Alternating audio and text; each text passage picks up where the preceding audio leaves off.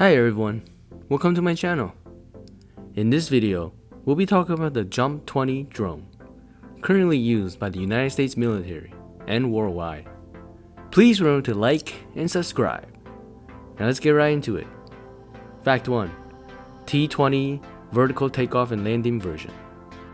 The Jump 20 is actually a variant of the T-20 drone. The T-20 drone doesn't have vertical takeoff or landing, and has a propeller in the front of the airplane only. This is a more traditional type of drone where it's launched over a track pointed upwards into the sky. The Jump 20 has additional propellers on the wings so that it could take off vertically and land without the need of a runway or an open space, like a helicopter. The T-20 drone, on the other hand, is a little different. It doesn't need a runway to take off either, because you can mount the tracks on a flatbed truck or some other small location and launch it into the sky. It would need a cleared area to come back down, because these drones aren't one-way only kamikaze style. They're intended to be returned to the original operator location with the data that it collected. And so the Jump 20 is definitely very versatile because it could take off vertically and land vertically. Alright, let's get into the next fact. Fact 2. 14 hours of flight time. This drone, the Jump 20 drone, and also its variant, the T-20, are designed to be flying in the sky for a long time, up to 14 hours. This is very different from other types of drones where the maximum endurance is maybe 3, 4, or 5 hours. And the whole reason for the Jump 20 or the T-20 to be flying for so long is because of its mission.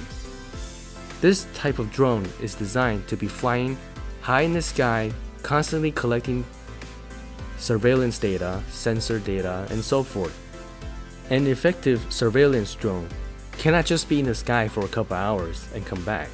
They need to stay out there in the combat zone or enemy areas for a long time in order to collect meaningful data.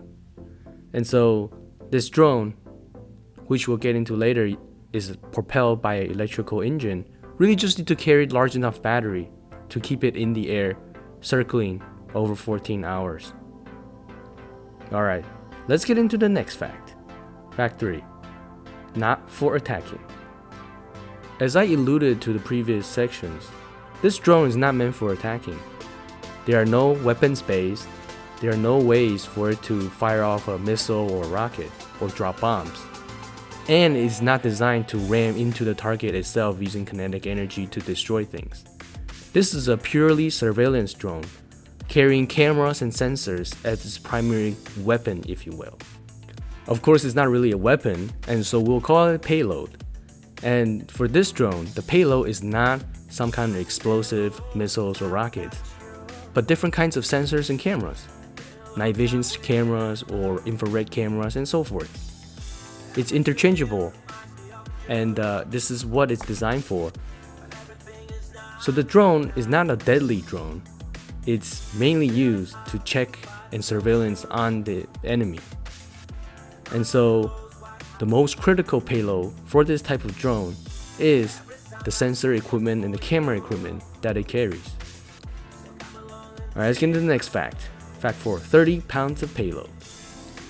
As I mentioned in the previous section, the payloads for these Jump 20 or T-20 drones are munitions. They are sensor equipment.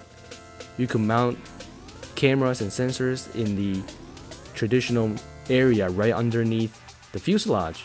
You can also even attach additional sensors or cameras under the wing. You could attach up to 30 pounds of camera and sensor equipment for it to fly around in the sky for up to 14 hours.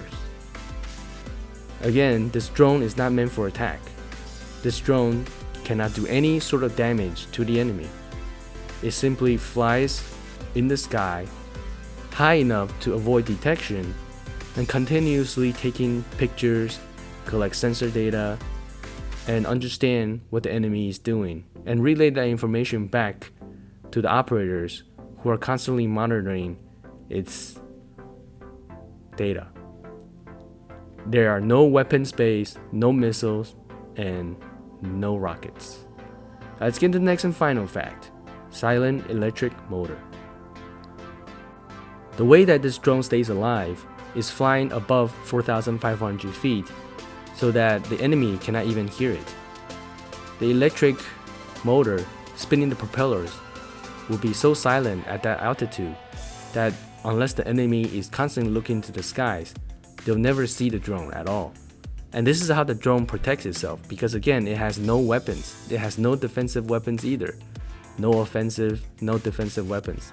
If the enemy detects this drone and sees it, they could easily shoot it down because it's also flying pretty slowly.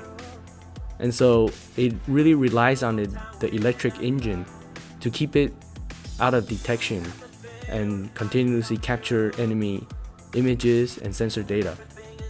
I think the use of electricity is very important here, because if it were to use any type of gas combustion engine or even jet engine, there's no way the enemy will not see it or hear it coming and destroy it.